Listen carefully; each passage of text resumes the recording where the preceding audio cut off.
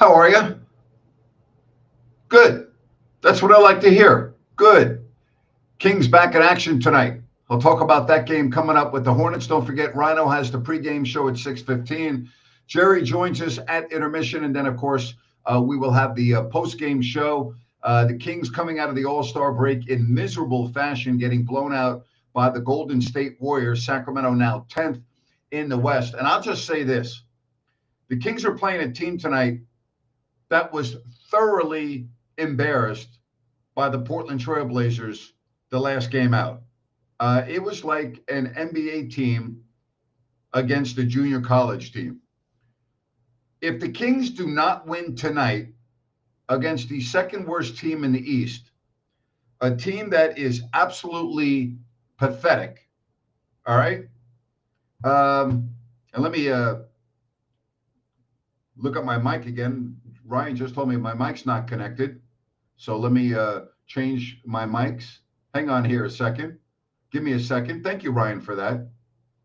All right, let me reboot this mic here. Give me a second, okay? Hard to do a show if the mic doesn't work, you know? So give me a second here. Let me do this. Let's see here.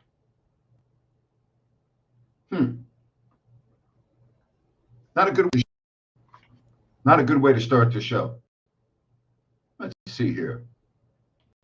What is going on with my microphone here? Let's see here. I hope the Kings play better tonight than I beginning my show.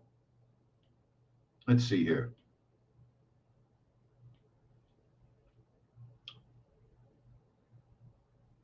I am really sorry for this. I am really sorry for this. I don't know what the hell is going on with the microphone here. Wow. Funny thing is, I had already tested my microphone once. Let's see here.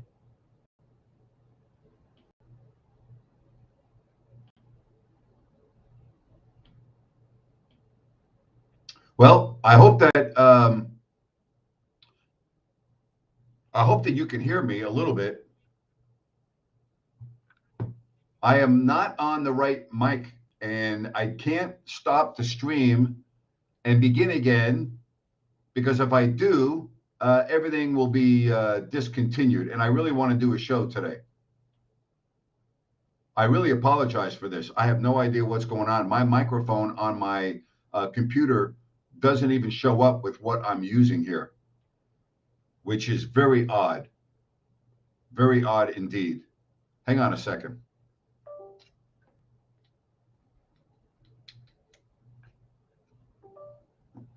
All right, let me see here one more time. All right, are we back in business? Are we back in business?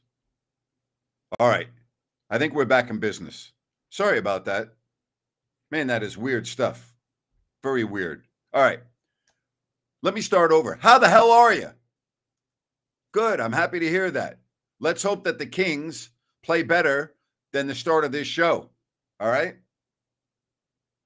If I'm going to make this prediction right now, if the Kings lose tonight to this team that's the second worst in the Eastern Conference, coming off a humiliating loss, to the Portland Trailblazers 2 evenings ago.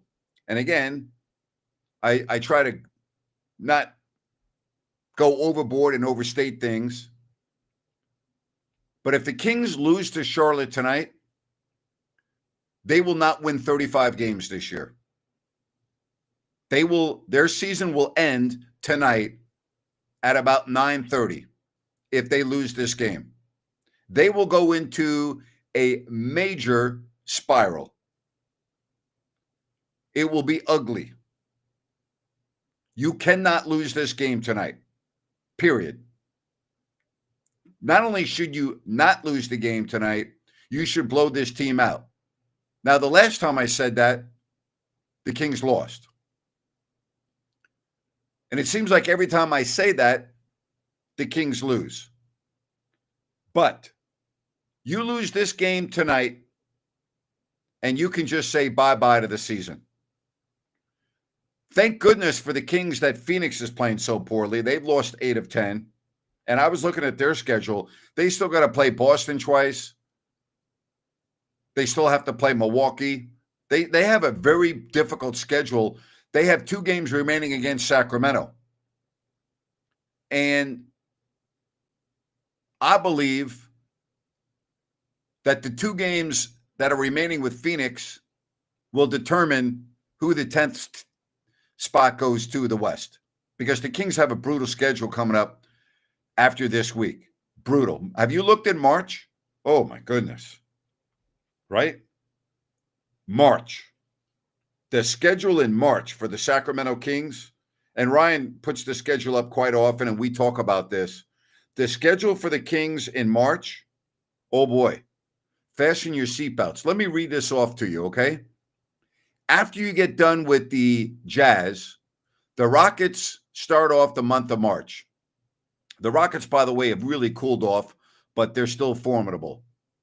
Then you have Dallas, all right? Then the Nuggets. De'Aaron Fox comes in with the Spurs. Clippers, Knicks, Warriors, Suns, Grizzlies, Cavaliers, Bulls, Bucks, Celtics, Thunder, Blazers, Magic. All right? That's your month. That's your month of March. Then in April, well, end of March, Pacers. April, Wizards, Hornets on the road. Thank goodness for that. Cavaliers, Pistons, then Nuggets, Clippers, and Suns to end it out. Those final 5 games. By the way, the Pistons are a very good team right now.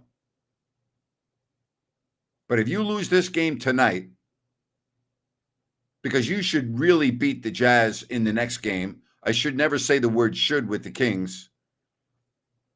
And I got to give the Mavericks a lot of credit. They still are playing hard.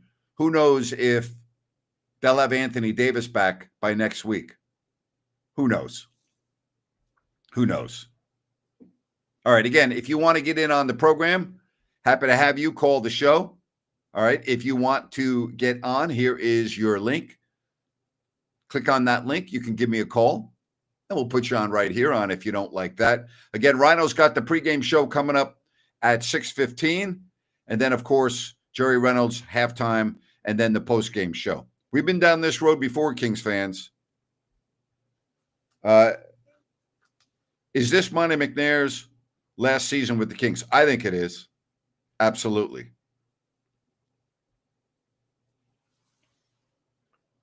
This season has been a disaster for the Kings. Let's just call it the way it is. It has been a disaster. You give your coach a new deal in the summer, you fire him before you even really get going in the new year. You trade De'Aaron Fox. Right now, that trade looks horrible. I don't like to judge a trade based on 5 or 6 games, but Zach LaVine has looked awful. Your first-round draft pick is not even on the team. He's in the G League. And, I don't see things getting better anytime soon. I have no confidence that the Kings are going to win tonight. I just wouldn't. I can't imagine losing to Charlotte, but I can't imagine losing to some of the teams that the Kings have lost to this year. So who knows, You had Doug Christie, who was, pretty adamant after the last game. But Doug's done that before. He's come out and talked like that. And the team sometimes responds, sometimes it doesn't. Devin Carter ain't even better than Bronny. Well, that's a stupid-ass comment right there. Hornets are better. Hornets are better than what? What do you mean the Hornets are better? Better than what? Have you looked at their record? How do the Kings start the rebuilding process? Where do they even start? Seems like the owner doesn't know what to do. Well, that's very true. He doesn't. The first thing you would have to do is hire a new general manager and a new coach. Here you go again, right? I'm sorry, but that's going to happen. I don't see how it wouldn't happen. So to me, you're going to have a new general manager and a new head coach, because you're not starting a rebuilding process with the present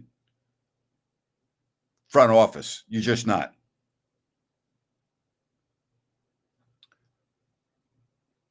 When I look at the totality of Monty's tenure with the Kings, it's been more good than bad. That I think I would say. But the team has regressed to a point where they're not relevant anymore. They're not relevant. So the pieces don't fit. You don't have a point guard, although you did pick up Markelle Fultz, but I think you know where I'm going. You've had a terrible bench. You did fix it at the deadline, but the bench is a little bit better. It's not a lot better. Let's not get carried away here. Let's say you make it into the play-in at number 10 or number 9. And let's say you get bounced out after the first game. Or let's say you win the first game and get bounced out in the second game. That's not a successful season. That's a disappointing season. If you're not one of the top 8 teams when the playoffs begin, this is a failed season.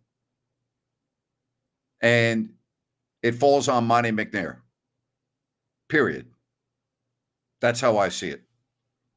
I don't see how any other way I could look at it. All right, let's move on. Let's get to some phone calls right here on If You Don't Like That. What's up, buddy? Been a long time. How are you? Been a bit, Grant. So I guess like the last week or so, I hit that stomach virus that was coming around. So I was. All right. Well, I'm glad you're better. Yeah, I take one trip to the East Coast, and I've had 2 instances of being one with the cold and then one with the stomach virus. So, well, I'm glad you're better, buddy. So, what can I do for you? Honestly, this team is a roller coaster, a really good roller coaster. If you like a good ride, but ups and downs and loop the loops and all that. But it is polarizing how this team should be better than they are on paper. Yep. But that's why we play the games, and it's just players just don't want to reach their potential with how they play or reach their talent level, or I don't know. It's something weird going around with this team. But, I honestly wish Charlotte, was maybe like a 20-21 win team right now, because, they'd maybe be edging toward that out of that top 10 spot to where we could get that pick. And I wouldn't mind losing to them then. Well, they're 14-41. Yeah, I know. Yeah, they're not anywhere close to getting out of that top 10. If they were just a little more wins, maybe. No, but, they're not. Yeah. They're already, their fate is already sealed. I mean, they have the same number of wins as New Orleans and Utah, and 5 more wins than Washington. There's no way that they're not going to be one of the lower tier teams. It's not going to happen. Yeah, I know that's just wishful thinking. Like if they maybe had like 3 more, I could maybe see it happening. But with the 14 compared to Toronto, there's no chance. There's no chance. No chance. Yeah, I'm pretty sure they're pretty much going to be out of that play. There's no chance. There's no chance. So, I mean, as far as the Kings go, they are, I wouldn't be worrying about what Charlotte's doing. I'd be worried about what they're doing, because the general manager and the coach right now are really working for their jobs next year. That's the reality of the situation. Now, Doug will be retained on a new coaching staff because Vivek will insist it. That will be one of the parameters that the coach has to deal with if a new coach comes in. Vivek will make the new coach have Doug on the staff. I will 100% guarantee you that. I think that's fair. I mean, Doug Christie was put in a firing and star player being traded in the same season. Well, Because it's not fair to the new coach coming in, but you could say it's fair to Doug, but it's not fair to the new coach coming in. A new coach that comes in should be able to hire their entire staff the way they want, but that won't happen with Vivek as owner. yeah, Vivek's definitely not one of my favorite GMs in this league either. So Owner.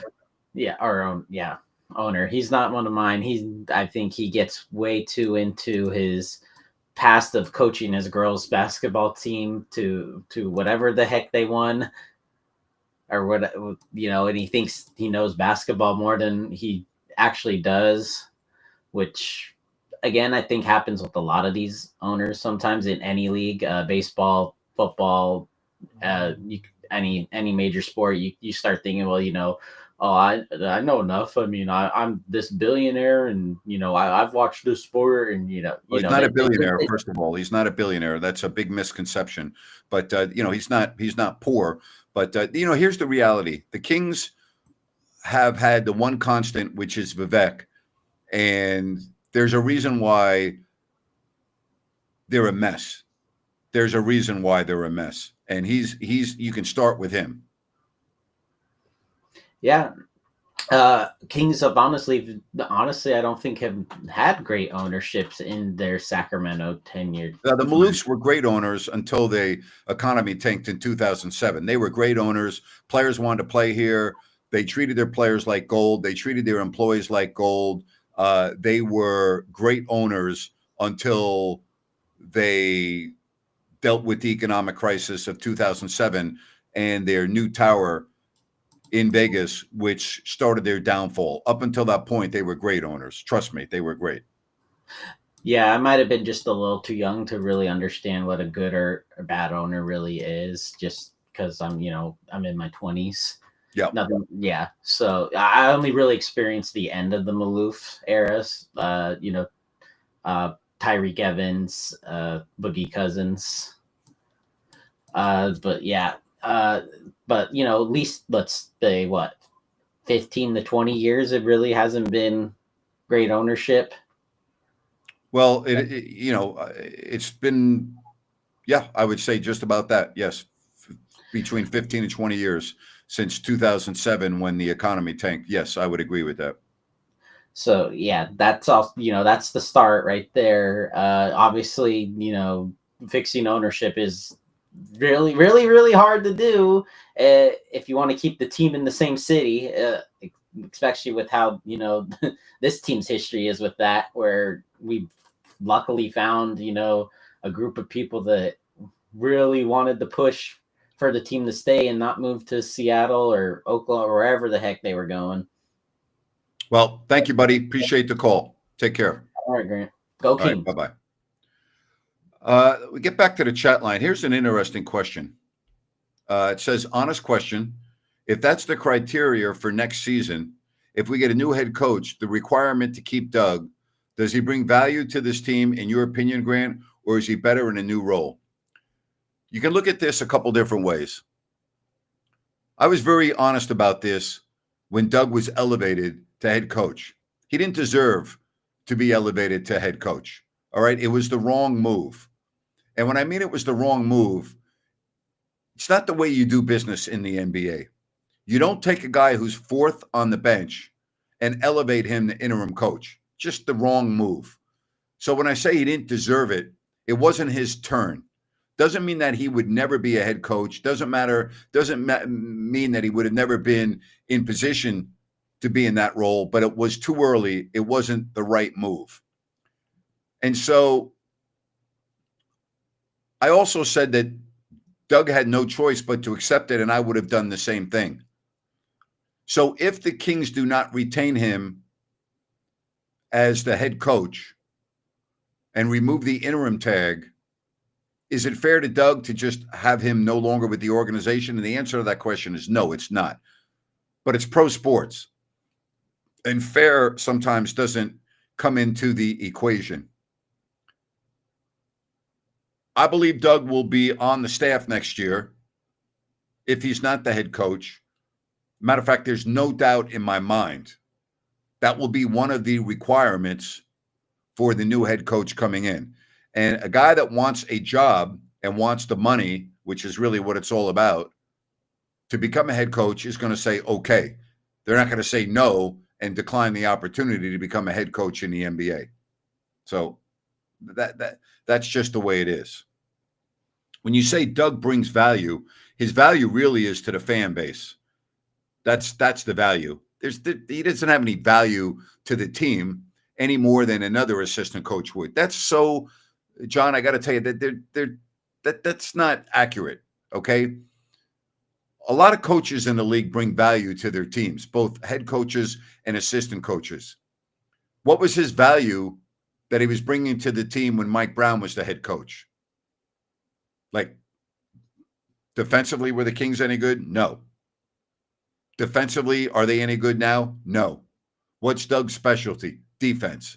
So when you say he brings value to the team, he brings value to the fans. That's what he does because the fans like him. But he doesn't really bring value to the team. And that's no disrespect to him. That's just the truth. I mean, there's not a coach that's currently on the staff that brings value to the team that another coach won't bring to the team. That's how I see it. Eduardo, how are you? Hola. Vivek is one of the reasons I stopped being a fan. Vivek and Martina love Doug. That's very, very true. They do love Doug. Absolutely. Doug, for the most part, doesn't really coach. He admitted this much. Even the players say he just lets them play. If I were the owner, this is what I would do. At the end of the season, if I deem this season as a failure, I would fire Monty McNair. I would hire a new general manager, and I would give the new general manager full autonomy to hire whatever coach he wants. I then would let that coach hire their staff. If that coach does not want Doug Christie on a staff, I would say, okay. I would then give Doug a role with the organization. All right. I would not just dismiss him. I would give him a role that would be acceptable to him in the organization. So that's what I would do. Vivek doesn't do things the right way. He will make it he will make it mandatory that whoever coaches this team, assuming that there is a new coach coming in, has Doug on the staff. That's just the way it's going to be. Just the way it's going to go. Thank you, Eduardo. Appreciate it. Love your support, man. Thank you very much. Most new coaches will want to bring in their own staff. Of course they do. But if part of the criteria to becoming coach of the Kings is you have to have Doug on the staff, most coaches that are looking for a job are going to say yes. An established coach will say no, but the Kings aren't going to get an established coach in all likelihood. They're going to get a coach that really needs a job and needs the job and wants the job. Okay? Let's say you're given the keys to the castle. What's your first move to fix this team? Well, if you're asking me if I had full power and I could do whatever I want, I would remove Vivek as the managing general partner. That's the first thing I would do. That's the very first thing I would do. After I then decided on who the managing general partner would be, I would then go out and hire a general manager that is somebody that I have a relationship with, that I have trust with, that I have great confidence in to run my team. And I would give that general manager an edict that he has 3 years of uninterrupted decisions, meaning that it's his baby. I'm not going to tell him what to do. I'm not going to tell him no. I'm going to give him the resources available to go do what he wants to do. I would take the Kevin Nagel approach. This is how Kevin runs his soccer teams. Kevin spends his money to hire good people and lets the good people do their job. Kevin doesn't remain on the sideline, but he also understands that he's not a soccer expert, and he lets the people that he hire as experts do their job.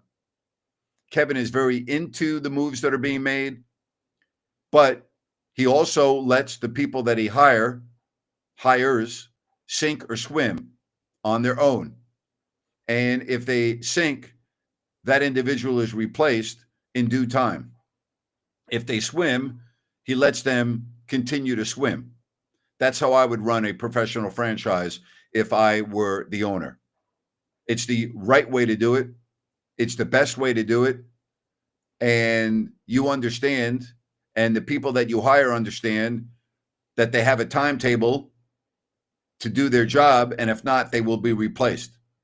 But there will be no interference. I want to be kept abreast of what you're doing, but I'm not going to say no if you come to me and say you want to do this. I'm not going to say no. It's your job. I'm paying you a lot of money. You have 3 years to show me that I made the right hire.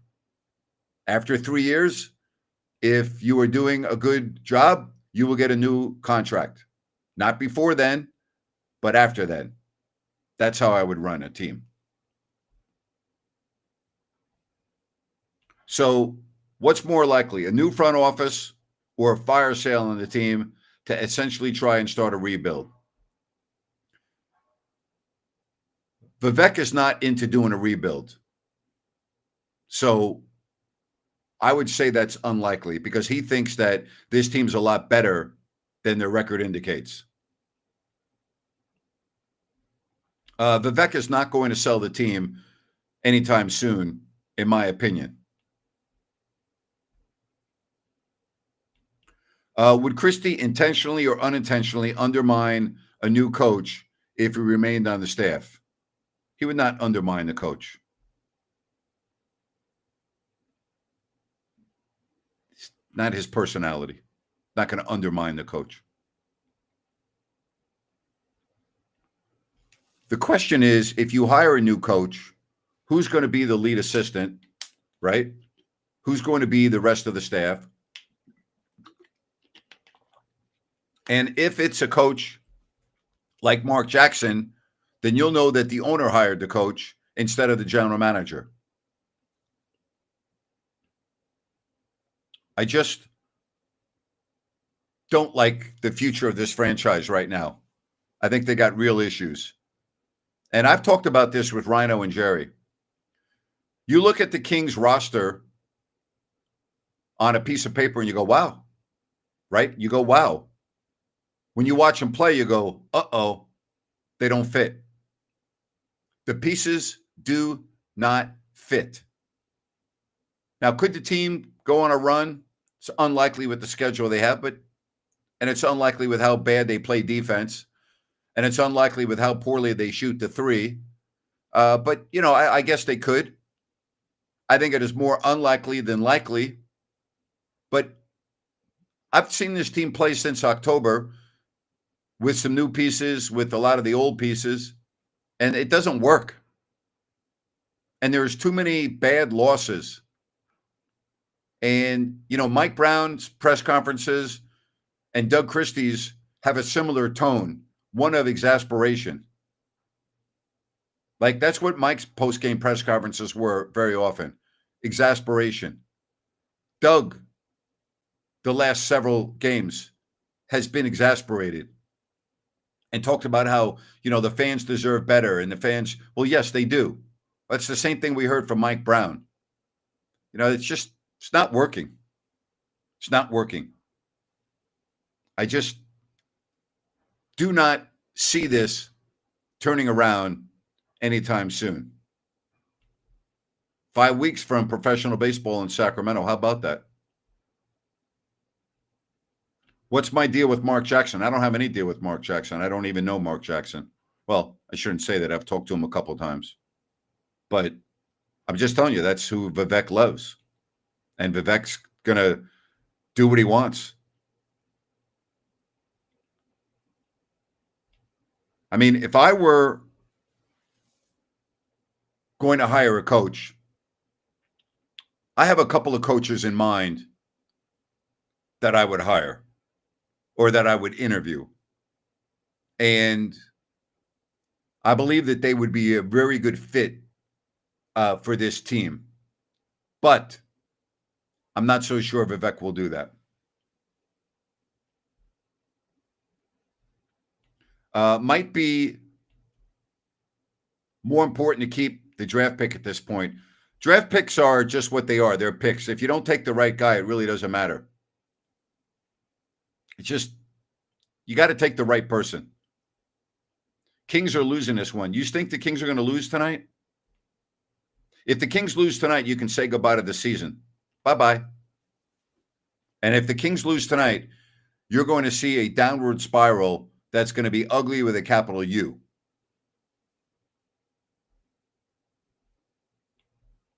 Grant, if you're Mark Jackson, you're going to MSG or come in a sec. What does MSG have to do with it? You're not going to Madison Square Garden. Bobby Jackson. I'll tell you right now, and I made this comment, and I'll make it again. I love Bobby, and I think Bobby would be a very good coach. And he's on Nick Nurse's bench in Philadelphia, and he's worked his way to get to that point, and he's got valuable experience. And with Bobby, there would be a no-nonsense approach. I love Bobby's grit. I love everything about Bobby. And I would have no reservations at all to interview Bobby for the head coaching job of the Kings. I think Bobby could be really, really good. What makes me uncomfortable is when you hire a coach who's never been a head coach, there's the unknown. And as a move right now with the Sacramento Kings, I can't have an unknown. I need to know that a coach that I'm hiring has done it in the past. Not necessarily win a championship, but had a lot of success. And I don't know that about Bobby, although I think Bobby would do a hell of a job. I just, I got to hire somebody that I know has been through the ropes, who would, in my mind, I would have a lot of confidence. And I'm not saying I wouldn't have confidence in Bobby, but everything would be new. Like just even handling the media and everything else. All of that, everything that goes into being a head coach, there's a lot to it. Managing your own staff and things of that nature. Bobby did a nice job with the G League. Bobby's been an assistant coach for a while. He's paid his dues. I love Bobby. I think he would do. I think he would be really good. First of all, I don't give a F about the Warriors. All right. I don't give a damn about the Warriors. If you're a Warriors fan, I don't care. Why would I care about the Warriors? Like, I don't give a damn whether you think the Warriors own me or people own me. Who cares? All right. Who cares? I don't care. I don't give a damn about the Warriors. If you think that I'm going to sit here and like go gaga over the Warriors, I don't care about the Warriors. I mean, here's what I do know. I got a lot more people watching my show than are watching your show because you don't have a show. That's what I do know. And here's something else I know. You're watching my show. I'm not watching anything you're doing. Grant, what are the other minority owners of the team saying about the situation? They're livid. That's what they're livid. They're not happy at all. Okay? They're not happy at all. Well, they're not bringing back Jordi Fernandez as the head coach from the Nets because he already has a job. Who else would want the damn job? There are a lot of people that would want the job. Imagine hating on the Warriors. I'm not hating on the Warriors. Did I say that? I said I don't care about the Warriors. I didn't say I'm hating on the Warriors. I said I don't care about the Warriors.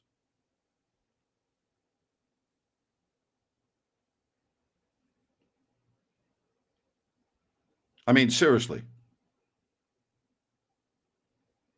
Unbelievable. I don't hate the Warriors at all. I'm not rooting for the Warriors. I don't care about the Warriors. I don't care.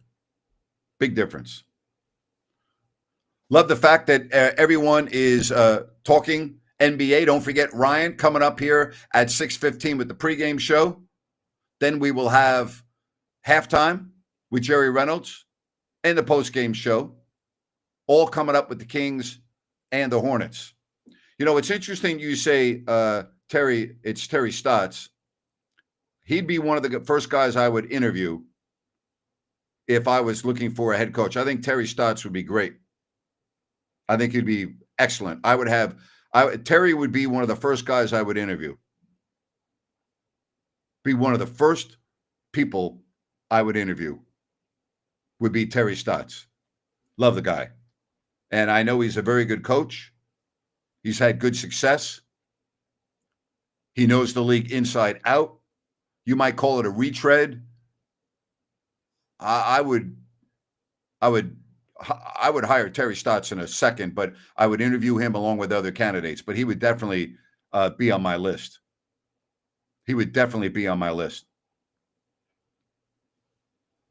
All right, again, don't forget, 6:15, Ryan with the pregame show, then Jerry, and then the postgame. Sorry for the audio problems for the first minute or two. I don't know what the hell happened, but we got it going. Appreciate your patience. And I will talk to you at halftime along with Rhino and Jerry. Thanks very much. We'll talk to you soon. Bye-bye.